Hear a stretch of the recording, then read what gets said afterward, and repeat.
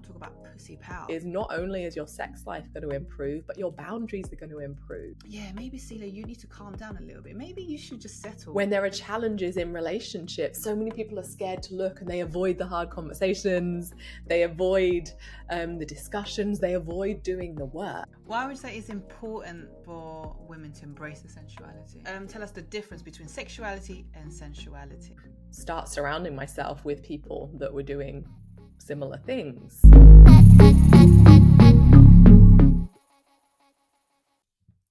Hey everyone, welcome back to the Celia Lee Show. It's your girl Celia. If you know me, you know that I'm an advocate for women embracing their sensuality, and I always promote myself as a sensual being, and I'm really in touch with my sensuality. Now today I have brought on, I would call the expert of sensuality, the sensuality queen. You know what? Let me just let her introduce herself. So welcome, Sabi. Welcome to the show. Thank you so much for having me. So my name's Sabi Kerr. I'm a self-love coach, feminine embodiment guide, leadership mentor. And yeah, all of my work is about guiding women back home to their bodies, to their truth, to their voice, to their sensuality, to their feminine energy, so that from that space, they get really clear on who they are, on what they want, on what feels good, and they can then go out and create the lives that feel amazing, have relationships that are supportive, build businesses, make the money that feels incredible, and all of these external things supported by the internal work that we do for ourselves. I love it. Yeah. And I'll tell people what you do, because obviously you promote people, you tell people that they need to, go for whatever they want in life, do more than one thing. What do you do? So there's my business. I think that already is quite multifaceted in the sense that, yes, I'm a coach and I support women to have incredible lives, to release their radiance. That's the name of my brand, one of my programs, my podcast. But within that, I also am trained in multi modalities. So transformational coaching, but also I do business and leadership mentoring. I'm a sexuality and relationships coach, so I bring that work in. I'm a dance and movement teacher, yoga teacher, meditation teacher. And so I bring all of those different pieces into my work because I really believe that healing and empowerment is best done holistically by looking at the whole person. Because you might say you want business success or you want to have an incredible career, but some of the time it's how you're showing up in your relationships that's also impacting that, or vice versa, right? Your relationship with your body might mirror the relationship that you have with money. And so many of these different parts of life are connected. So I really like to coach holistically. So I've trained in multiple different modalities, and I just myself on my own healing journey explored lots of different paths as well. And then outside of work, I'm also into lots of different things. As you mentioned, I'm a DJ, I'm a roller skater, I'm a pole dancer, and I mean, I danced way before I got into coaching. That was my first deep love from when I was a child. So I've always moved and danced, but pole though is something newer, and which was definitely a journey for me to like embrace my strength actually in a different part of me. So yeah, and I really love, a big part of my journey in the last year has been really appreciating different passions outside of my business actually, and these different creative pursuits that I don't have to do in my work, that I can just enjoy for me. And so I really love encouraging people to do that as well. You know what I love? That's another thing what I loved about you is the fact, because on my journey, I used to be in events, and then I became a personal trainer. While I was in events, I got the qualification. So then I was working as a personal trainer. Then I went to do, while I was a personal trainer, I had a meal prep business. And then afterwards, I also had another business doing coding school, after school club coding for children. And then afterwards, I was basically doing so many stuff like you. And even now, I'm still like podcast host, Pilates instructor, building my coaching business. I want to still go back. I still want to organize my own events, content create, all of that. And I remember someone said to me, like this a few years ago, someone said to me, you've got too much on your plate. and you need to focus on one thing, and what are you doing? In fact, it was one of my friends. She goes, what are you doing, Celia? Like, it looks like you're lost. It looks like you're trying to find yourself or something. Like, what exactly do you want to do? Just focus on one thing. And then when my friend told me that, I was just like, even my parents said that to me. There was two sides of me. One side was just like, no, I don't believe that I should be just focused on one thing, because my soul really wants to do all of this, and I don't feel like I should suppress that part of me. But the other side of me, which is, I guess, is the ego, the head, was like, yeah, maybe, Celia, you need to calm down a little bit. Maybe you should just settle for master this one part of you and then move on to the next thing. But then, like, by the time I've mastered it, probably like 5 years have gone, and like, life is short. I just want to do everything at once. You know what I mean? Really, really hear you. And I like to, when I'm working with clients on this, especially on the business side of things, because there's two ways to look at it, right? On the one hand, we are only one human with 24 hours in a day, and we have the same amount of time as everyone, and so we can't do every single thing we want to do all at once. And multi-passionate people tend to be really creative and have incredible ideas, and so I'm always having new ideas, and I can't implement them all at once. So I put them on a list. Every time I have a new idea, I put them on a list and just like collect that list. And I know that I won't necessarily be implementing them all right now, but like I've got that list to come back to. So that's on the one hand, but on the other hand is starting to actually see how these different parts of you, your work, your skills, your gifts actually link together, because most of the time they're not as separate as you think. So even to take what you just shared, you're a Pilates teacher, you're a podcast host, you're growing your coaching business, and you want to, do events. Like, they're not all separate, actually. They're all to do with wellness and empowerment and supporting people to live incredible lives. Like, they're all part of one brand. And when you can start to see that, it no longer feels like you're doing a million different things. It's like they're all pointing to the same direction. So that's, Actually. yeah, like, I'm glad you can relate. But when I try to explain to some of my friends, they're like, oh, see, I just don't get it. Because basically, for my Pilates, I have with a company called My Body, and then another brand, the coaching business, called Conscious Queenology, and I'm building my personal brand and things like that. And then I was like, I'm trying to explain to them, they're all linked, like you said. Because, for example, I'm also, I promote a lot about connected to your body, being feminine energy, and embracing sensuality. And I see Pilates as a way to connect your body, to connect with your body. So that's part of it. And another part is, I with Conscious Queenology, the coaching business, is I want people to sort of get tips, like a computer community. And then with the podcast, is a platform where I've spread the message and things like that. So yeah, they're all linked. But people just, I don't know if it's maybe we're not with these people, I'm not on the same frequency in them, but they just don't seem to understand. And that's okay. Yeah, Part of this journey as a multi-passionate is kind of saying not everyone is going to yeah. understand this way of life, and that's okay. They don't have to. So earlier you said something about you help women get a juicier life, basically, and how you show up in your relationship also reflects how you show up in business and things like that. And you also mentioned something about money. Money is something that a lot of us, I believe, we've had blockage, including myself. How does that reflect our relationship with money? How does that reflect in other relationship or Yeah, and so ourselves? first of all, I really just want to pick up on that wording, like our relationship with money, because Mm, we are in relationship with money. I think mm, you were in the relationships workshop that we did yeah. in the Radiance Collective the other day, and it's like we're in a relationship with so many different things. And it's not only people that we are in a relationship with, we're in a Mm, relationship with things like money as well. We have beliefs about money, we have thoughts about money, and essentially whenever we're in relationship with anything, people or things, we tend to have stories and beliefs that have been created from our past experiences about mm-hmm, them. And so our relationship with money, for some people, we can look at potential limiting beliefs that we might have about money. Some people might feel like there's not enough, or they can't really trust money, or it feels unsafe, or like it makes them feel anxious, or like they don't fully feel like they can relax, or they're always worried about it, or whatever. That's Um, me.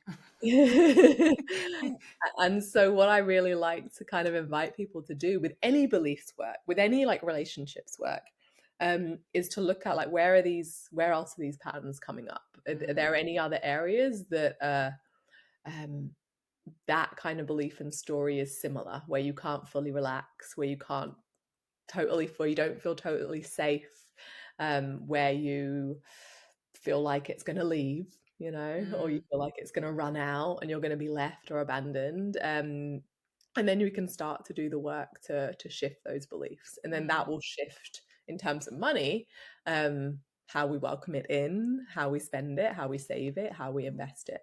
Like those things are impacted by the beliefs that we have about it.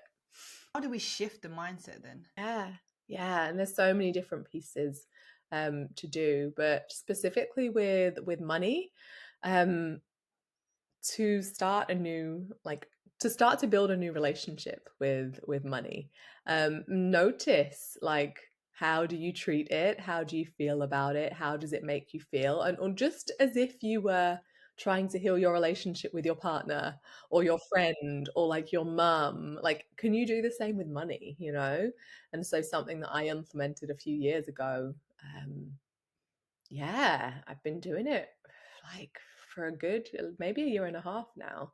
Every single week I'll have a money date where I like sit with my money. I look at my money. There's a workshop on it actually in the Radiance Collective in the coaching workshop section, where I sit with my money, I look through my accounts, like I'm like express gratitude for the money that I have. So it's part like energetic and then part practical, like what's there, like what's going out, what's coming in, because so many people are scared to look, right? And so they kind of like they don't look. And it's the same thing in relationships. When there are challenges in relationships, so many people are scared to look and they avoid the hard conversations, they avoid the discussions, they avoid doing the work. And so when we're looking at our relationship with money, it's a similar kind of thing. Like, where are we avoiding doing the work? Where are we ignoring the potential problems rather than actually bringing our awareness to it? Because when we know what's going on in our relationship or in our bank account, like when we know what's going on and we actually spend the time to be with it, that's when we can start to make the shifts. But shifts don't happen when we're avoiding what's actually there. I also see it similar. I always like try to tell myself basically whenever you know something, you have the knowledge, you get that you know that you have the knowing, you become more confident, and so you won't be nervous towards certain things. But obviously, it's easier than said done because although I know that, I'm still actually nervous when it comes to money. I think it's growing up with a poor mindset, especially my culture. Chinese culture is very like, oh, money's hard, you got to work hard, things like that, and like for example, like my parents, they would just not that thing is, they have their own business, but they still because they came with a poor mindset, they would be like worrying about 50p. They'd be like, oh my god, this is 50p cheaper. Let's get this. I'm like, you can afford that 50p extra, that just that little bit more money. Yeah. Yeah, totally, totally. And so a big part of any beliefs work, but especially with money, yeah, is to look at what are all the stories and the beliefs that were like passed down to me. What did I see when I was growing up about Mm. money? What did I just decide, oh, this must be true because I heard my parents say it? You used to be nervous with money. Yeah, I mean, I to be honest, I feel like money is a topic that most people, unless you grew up completely comfortably, I think most people have had an interesting relationship with money. Mm. And so, yeah, me, similar to you, I grew up feeling that money was, you had to work really hard for it, that um, you should be very, very careful with spending it, Mm. that um, being like becoming rich or making a lot of money, especially doing something that you love. Like I didn't see Mm. examples of that around me. I didn't Mm-hmm. see, especially females and especially Yeah. women entrepreneurs, I didn't see any examples of that.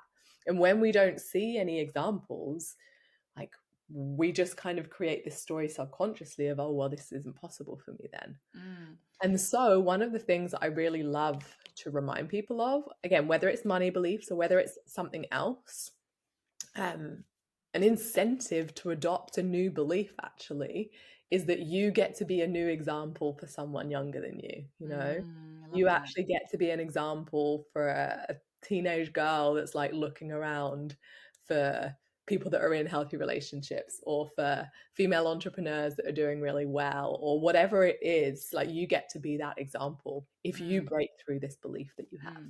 How did you overcome that blockage or that mindset yourself? And when you did, what happened with your business? Yeah, I would say, and it wasn't like all of a sudden like this Yeah. one light bulb moment, you know.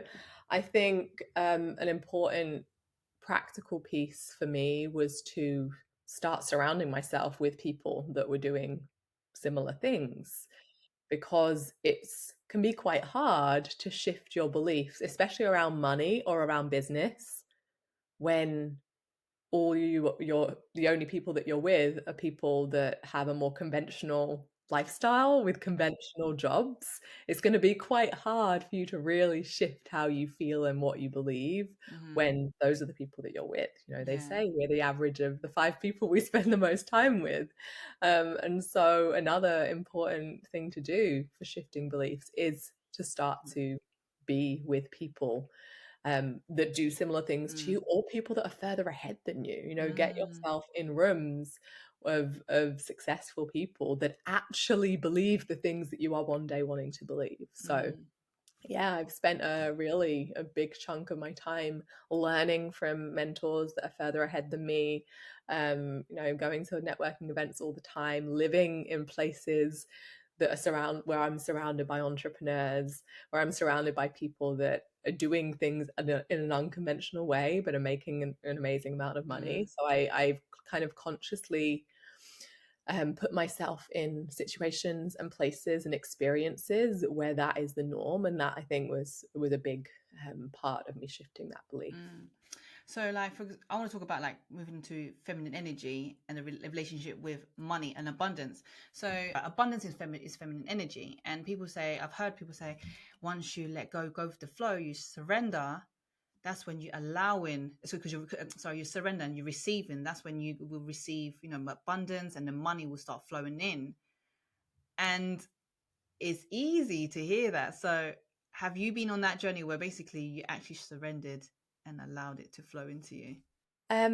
Yes, and there's a yes and. I also want to say that sometimes but I feel like that's a story that's kind of on Instagram that's been led by a lot of the feminine like energy coaches, that, you know, they just surrender, go with the flow, their self pleasure, and all of this money lands into their account.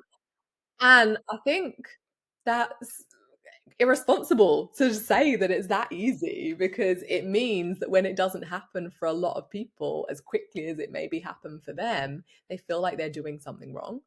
And so I believe that it's a combination, a combination of the feminine energetics work of not always pushing and hustling and not always fighting, and being able to soften into a space of like flow, because that's when you can create, that's when you have the ideas, that's when you're feeling really like alive, and you're able to bring things into the world. If you're a business owner, you're able to bring your ideas into the world in a way that feel good, but alongside that, we have to do some work. You know, like, we have to do some work and actually have some systems in place and some structures. And I think a lot of people are afraid of working hard these days. And Everyone's gone it's lazy. yeah, it's okay to work hard, Yeah, and especially at the early stages of your business. You know, later on down the line it might be different, but especially at the early stages of your business, there's a lot of stuff that just has to be done, and that's going to take some hours, you know. exactly. So, like for And example, so and for example, you just said like in the early stages, you have to do the work. So I feel like a lot of these feminine energy experts or coaches, they're literally they're saying how as soon as they let go, the business started flourishing. But I'm so sure they had to do a lot of work being their masculine to get to where they are first, Yeah.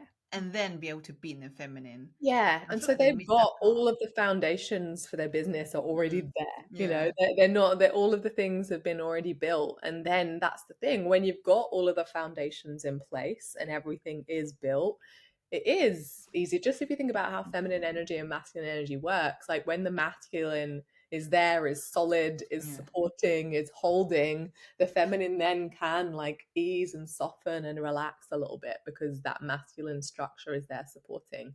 But Mm, if it was never there and has never been there, then it's going to be quite hard to like actually get things done. So yeah, mm, I think really both together. When yeah. there's a really beautiful integration, you know, Mm. that's when you can get shit done, but also when you have the ideas that are flowing that feel really good. Talking about ideas flowing, because obviously you're big on about creativity, have the permission to play, as one of your workshops was called. Um, how can we ensure that we're always creating and there's no blockage? We're just flowing, you know? Yeah. Because, for example, So let's say, for example, content. yeah. Sometimes we yeah, although creating content is being creative, but times that I have blockages where we're just sitting there spending hours on one reel, which I had this conversation with you before. I'm just on the reel, one reel for like an hour. So there's so many different things to say about this.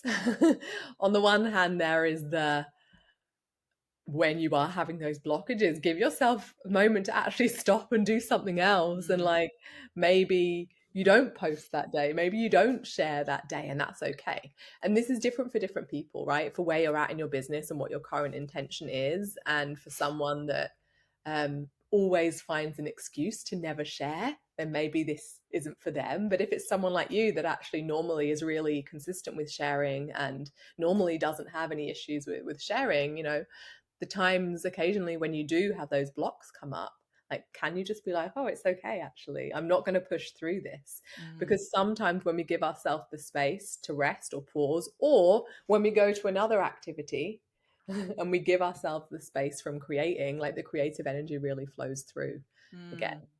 mm, So that's one piece. And then separately, when I ever feel blocked with creating in my business, whether it's content or creating anything, I always see it as a sign that I'm not living enough, that I'm not actually living my life okay. enough. It's always a sign for me, like, okay, you need to have some fun today. You need to do Yeah. something for your joy today. Yes. Because when you go out and just be like, right, I'm going to forget about my business for the next hour or two, I'm going to go out and do something for me, whatever that looks like, um, you then get that creative energy flowing again for you. Mm, And you don't have to take that into your business, but yeah. chances are you're going to come back to your laptop, to your phone, to your Hmm. client, and actually have more ideas to share. Yeah. So like earlier today, I told you earlier that I went for a walk. Yeah. And originally I went for a walk because I just wanted to clear my mind, feeling a bit low, right? But on my way back, on my way back, and obviously as you'd be thinking, your mind would be wandering, and I had some ideas flowing in. And I was like, oh my God, I just got the idea, I just got clarity on this thing that I want to do. And I quickly got my phone out and made some notes. So yeah, so like things like going for a walk usually helps me with my creativity. Yeah. And on Monday, for example, I just didn't feel like doing any work. So what I did instead, I remember what from your workshop, have the permission to play, have to give yourself permission to create that challenge that we did. Mm. And I was like, okay, Monday, you know what I'm going to do? I'm going to create today. So I was making pasta from scratch. Wow. I didn't follow a recipe, but I thought, let me just wing it and just use my creativity and just go with how I feel. Made the sauce from scratch and I've thoroughly enjoyed it. That satisfaction after you made something. And then I made dinner that night. I made banana bread. So the whole day was just about creating. I love that. I love that you took that time for yourself to do that. That's really, really special. Taking whenever we feel blocked, whether it's business or any other life issue or problem, Mm, whenever you can't quite, like, you don't know what the answer is, you don't have clarity, you don't know what to do, take a pause from it, put it to one side, go and do something else that gets you in your body, your joy, your creativity, or just takes your mind off it. And 9 times out of 10, the clarity comes when you're not sitting with the problem, when you're Okay. actually giving yourself a little bit of space away from it. What would you say to, so for example, because we're talking about creatives now, people who are more creative, but what would you say to people who don't have so much creative stuff, like maybe doing lashes? I don't know, I just did that, but Mm. lashes, it's the same thing, or doing facials, or maybe could be a 9 to 5 job. How can they Yeah. be more in flow and you know? Yeah. So, first of all, I believe that everyone is creative, Mm-hmm. whether your day job is a creative job or not, Mm-hmm. you are creative, right? You Mm-hmm. don't only have to express creativity through your work. That being said, I think most people can express creativity through their work Mm-hmm. because creativity is the very act of taking an idea, which Mm-hmm. is like up here, not yet in the physical realm, and then bringing it into reality. Mm. And so every time you execute on a work project, every time you deliver the presentation, you're in creation mode. Every time, you finish your client's facial, you're in Mm-hmm. creation mode. It's really seeing an idea through from something that was just in your mind to something that's like finished and is there and is out in the world.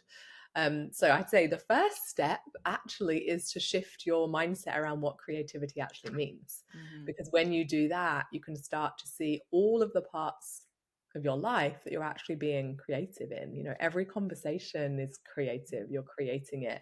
Every time you go and spend time with yourself, like you're creating, what do I want to do in this time? Your Mm-hmm. relationships, you're creating them all of the time. Mm-hmm. So yeah, shifting what you think creativity is or has Mm-hmm. to look like, first of all. And then second to that, if you're in a job that you feel, doesn't allow you as much expression and freedom as you would like, um, then prioritizing time outside of work that helps you get into your creativity and choosing anything but something that feels good for you. And that's going to look different for every single person. Mm. Yeah. And if you're like, oh, I don't know what it is, I don't know like what to do, then I've got a few like little prompts to help you. First of all, think about, what did I used to love doing when I was a child, but I don't have time for now. Yeah. Secondly, you can think about, what do I always see other people do? And I think, oh, that looks so cool, but I could never do it. Like when you see them do it on Instagram or you see people do it in the street and you're like, wow, that's so cool. Mm. That's another thing to think about. And thirdly, something to think about is, what do you find yourself saying? Oh, if I wish I had more time, then I would do that. Yeah.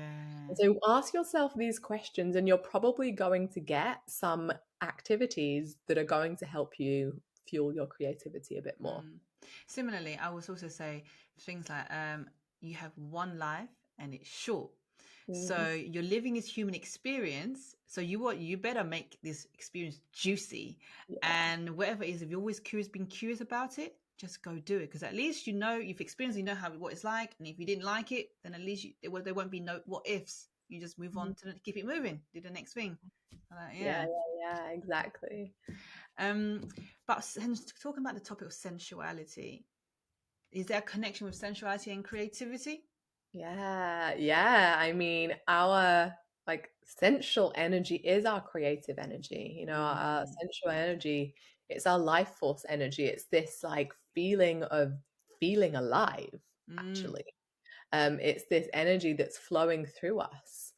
If you think about, literally being birthed into this world, like that's the greatest act of creation, is giving birth to a child, right? mm, Or making a child and a human life being created.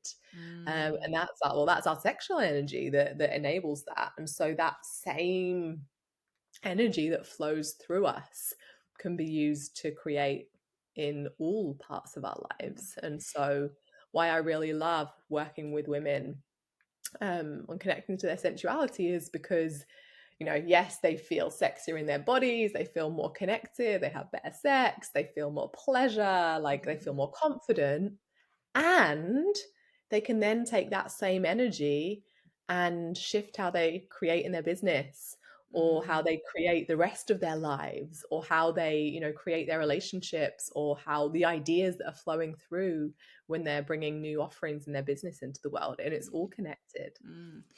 Tell us the difference between sexuality and sensuality. First of all, sensuality is, if you think about the word sensuality, yeah, it's the senses.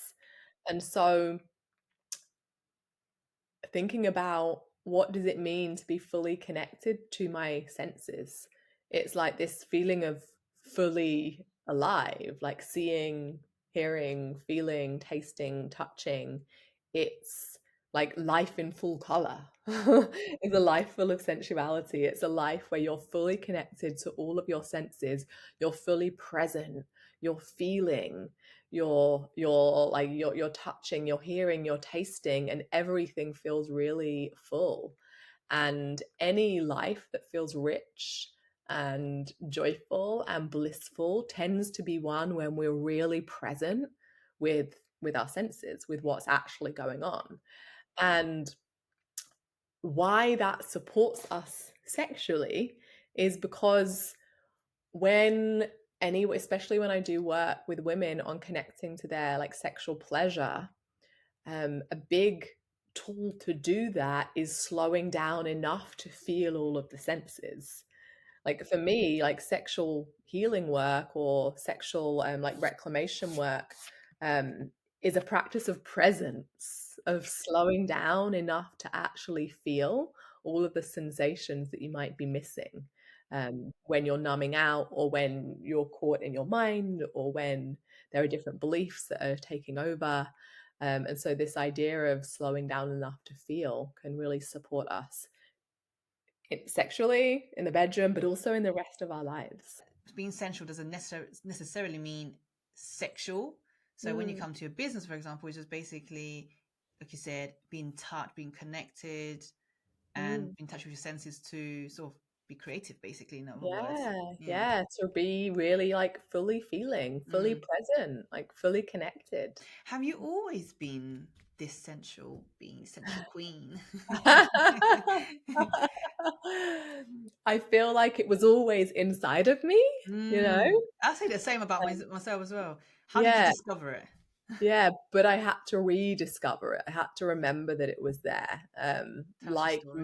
Like most people, most of us have received stories around our sensuality, that it's not fully safe to be in our sensuality, that we need to dim it down, that we need to um you know that we shouldn't show it too much, that whatever, like so many different stories. And so yeah, it was like some reclamation work to start to take that energy back for me, and to actually just receive the power from it. But what made you decide, you know what, oh, let me rediscover my sensuality? Was there like for example, me, myself, I believed I always, like you said, always been inside of me, but I hid it because of my relationship and the culture. But as soon as I left that 9-year relationship back in 2019, then I started going dancing, training heels dance, and I think it was in 2020. So after dancing for 2 years in 2020, I then started really embracing and rediscover my sensuality. So for me, I would say like it was leaving a relationship that I had to suppress my personality that Yeah, allowed me to rediscover. mine was quite similar. Mine was actually leaving a long relationship too. And I've been a dancer for like, since I was a teenager though. So I always knew that energy was in me, but I felt that it was suppressed, and like leaving that relationship really was the catalyst for my self-love journey in multiple areas. Sensuality was a big part, but also like in multiple other areas. And so reclaiming like my sensuality and my femininity just for me was a really big joy for me. Yeah. I always say like, what a shame that my ex couldn't see, because for 9 years he's never seen me dance. I used to be really awkward when it comes to be like, oh, about being sexy. I remember, let's say if it was intimate in the bedroom, he goes to me, oh, do me a sexy dance, and I'll just be like, what does that mean? It was awkward. And yeah, and after I left, I'm just like, it's almost like I got let out of jail, and I'm just like, more daring, wearing the stuff that I've always wanted to wear, Yeah. and just, basically, I was so free. It felt liberating. Oh my god, this sounds so bad, but yeah, I was just so liberated. I was just unapologetically doing me, and courageously embracing my sensuality. I love that. And I love that because it's such a big reminder to anyone that's listening. If you're going through, whether it's a breakup or any other life transition where something is ending, whatever it is, something's ending, you're moving into a new phase. Even if it feels challenging right now, there's going to be like the other side of it where you re-find a new part of you that's been hidden for a while, and that's going to feel amazing when you do Yeah. that. And also, I want to say that although when you're healing from the heartbreak, it sucks. It's going to hurt so much. But when you, like you said, when you come out of the other end, you're going to look back and be like, actually, you know what? It was actually so worth it. I would not change one bit of it. I had to go through this to be the version I am today. I want to talk about pussy power. What exactly is pussy power? So I came across Pussy Power, the book Reclamation of the Pussy by Yeah, Mama pussy Gina. reclamation. Yeah. So It's a that's great. I read it during 2020. So this is when, again, back to when I started discovering my sensuality. Talk us through it. What exactly is pussy power? Yeah, and so even just the word, right? Like even just the word pussy, for some Mm, people, even saying it feels triggering or like activating or like, can I really say mm, that out loud? And it's a word that has been um like cast aside as something that we can't say, or it's a word that's been used as an insult, like men yeah. will call each other pussies like as an insult. And it's been just like cast aside as like dirty or weak or Mm, whatever, when actually pussies are like the strongest part of a human, the most powerful part of a human. They birth life into mm. this world. um Men are whipped and over it, yeah. And so when a woman starts to reclaim the power of her pussy, so much more power is reclaimed in her life in general, because it's the Mm, part of her that is the most shamed, the most taboo, the part of a woman that she has been told so many different stories and beliefs about that have limited her. And so when you reclaim any part of you that you felt some shame for, like you start to step more into your power.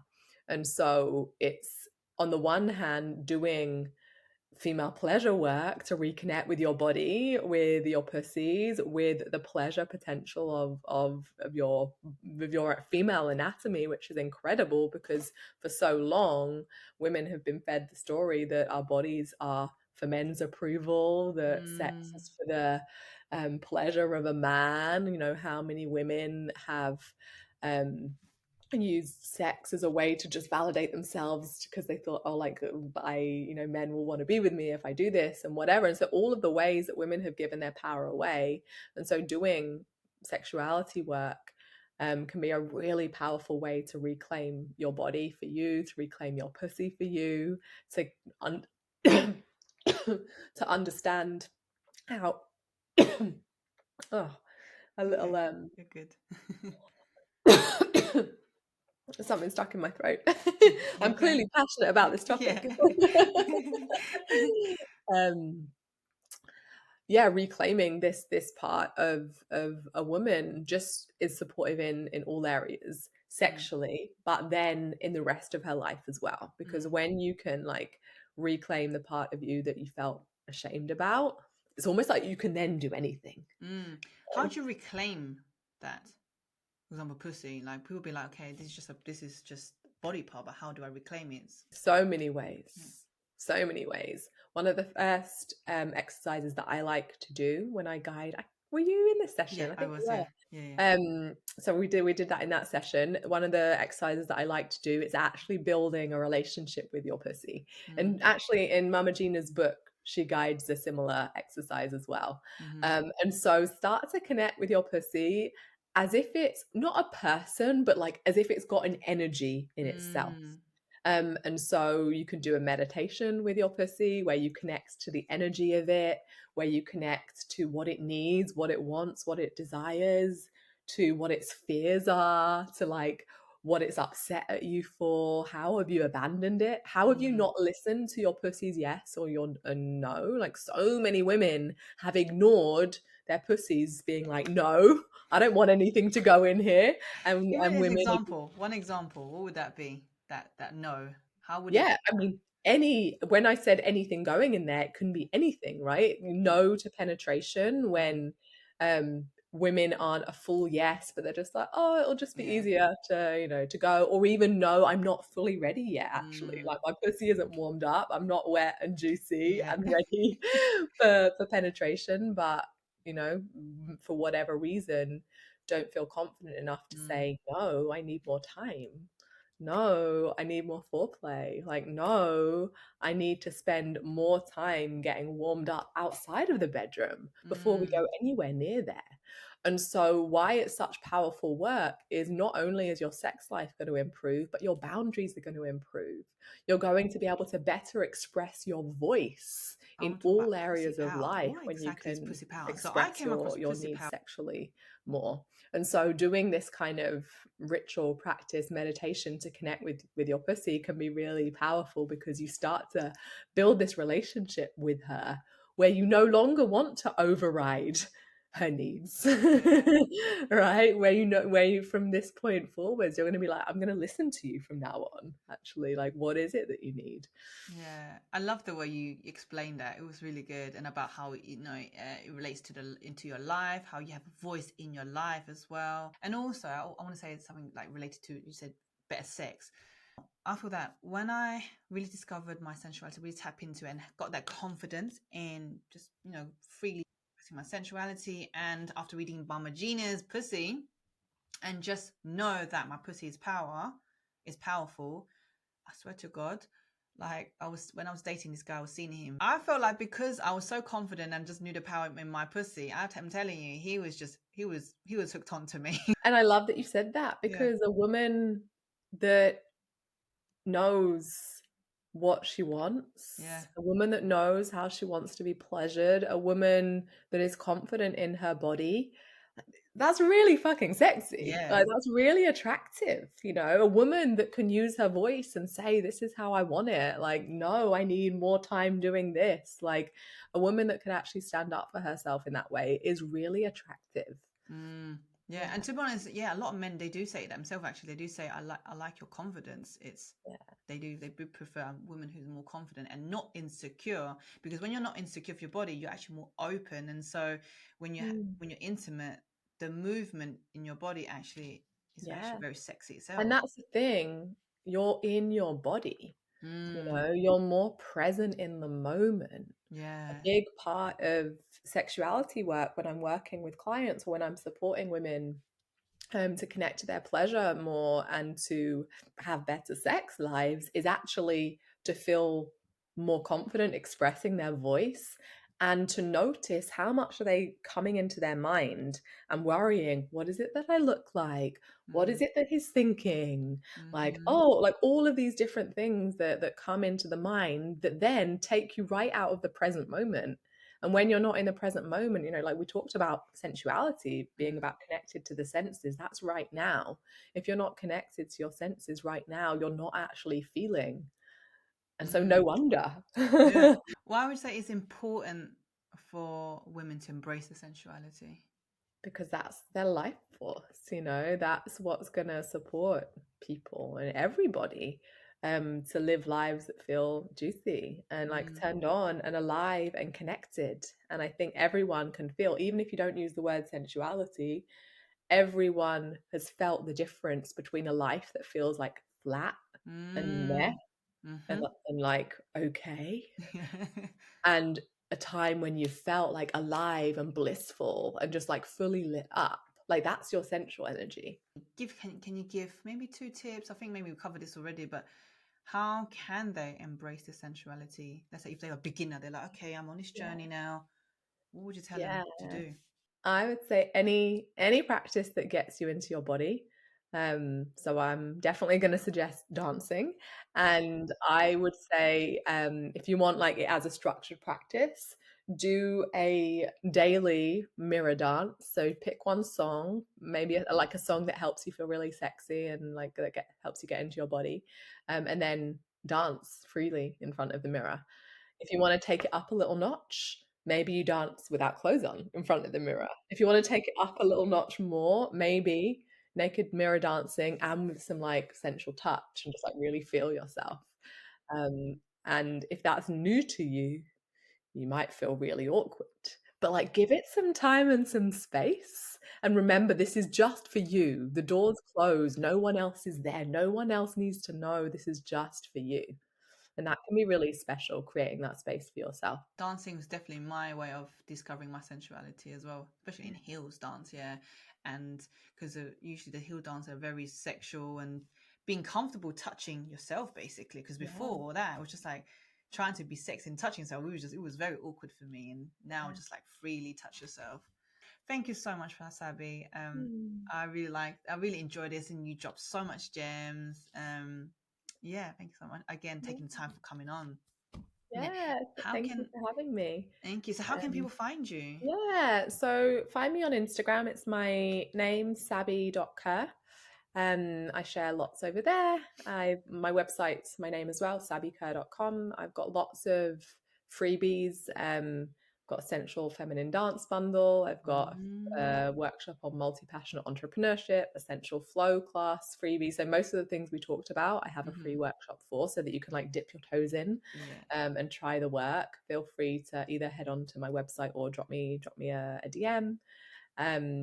I've also got my signature program, Release Your Radiance. It's going to be coming back in autumn. So if you're interested in doing more of this work in like a held setting, then there's a waitlist open for that as well. Feel free to drop me a DM and I can put you on it. I love connecting with people. So if any like questions came up or takeaways from this episode after you've listened, then message me and share. I'd love to hear. I love that. Thank you so much. Okay, everyone. Thank you so much for listening or watching, wherever you are watching from. If you like this, share it, and if you resonate with it, or you believe someone needs to hear about it because they need to be in touch with their sensuality, then please send it to them. And if you haven't already, subscribe to my YouTube channel to help me grow and spread my message to more people. Anyway, thank you so much, and see you at the next episode. Mwah.